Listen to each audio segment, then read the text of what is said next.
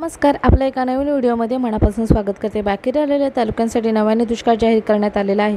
959 महसूल मंडळातील तालुक्यांचा दुष्काळ अनुदान यादीत समावेश करण्यात आलेला आहे। नवीन तालुक्यांची यादी सुद्धा जाहीर करण्यात आलेली आहे। तर मग आपण व्हिडिओला सुरू करूया। त्या अगोदर चॅनल नवीन असाल तर चॅनलला सबस्क्राइब करा। पावसाळा सुरू असतानाही सरासरीच्या 40% सुद्धा पाऊस झाला नाही आणि त्यामुळे पिकांचे मोठ्या प्रमाणात नुकसान झाले।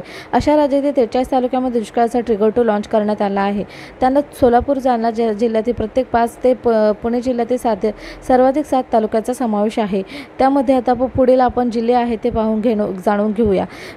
पावसाच्या सरासरीपेक्षा अत्यल्प पावसाचा खूप दिवसाचा खंड, जमिनीतील पाणपातळीत घट, पीक पेरा व अपेक्षित उत्पन्नात 50% अधिक घट, संपूर्ण पिके वाया जाणे, जनावरांच्या चाऱ्याचा प्रश्न गंभीर, पाण्याची टंचाई व पाणी पुरवठा होणाऱ्या स्रोताची सद्यस्थिती अशा सर्व बाबींचा विचार करून काही तालुक्यांमध्ये दुष्काळ संदर्भातच खूप महत्त्वाचं अपडेट आहे। ट्रिगर टू लॉन्च करण्यात आलं होतं। दरम्यान खरीप 2023 हंगामात दुष्काळाचे मूल्यांकन महामदत प्रणालीद्वारे करण्यात आले आहे। त्यानुसार सोलापूर जिल्ह्यातील 5 तालुक्यासह राज्यातील 43 तालुक्यांमध्ये दुष्काळाचा ट्रिगर 2 व 1 लागू करण्यात आलेला आहे।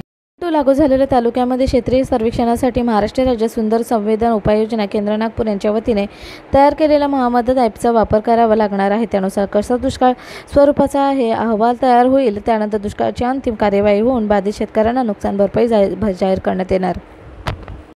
उल्हासनगर जिल्हा, ठाणे, शिंदखेडा जिल्हा, धुळे, नंदुरबार जिल्हा, नंदुरबार, मालेगाव, सिन्नर, येवला, नाशिक, बारामती, दौंड, इंदापूर, मुळशी, पुरंदर, शिरूर, वेल्हे, पुणे, बार्शी, करमाळा, माढा, माळशिरस व सांगोला, सोलापूर, अंबड, बदनापूर, भोकरदन, जालना, मठ्ठा, कडेगाव, खानापूर, मिरज, शिराळा, सांगली, खंडाळा व वाई, सातारा, हातकणंगले, गडहिंग्लज आणि त्याचबरोबर ते अंबाजोगाई, छत्रपती संभाजीनगर, औरंगाबाद, सोयगाव, कोल्हापूर, वडवणी, धारूर, रेणापूर, बीड, लातूर, लोहार, धाराशिव, बुलढाणा, लोणार अशा जिल्ह्यांमध्ये खूप अत्यंत प्रमाणामध्ये नुकसान पिकांचं झालेलं आहे, शेतजमिनीचं झालेलं आहे।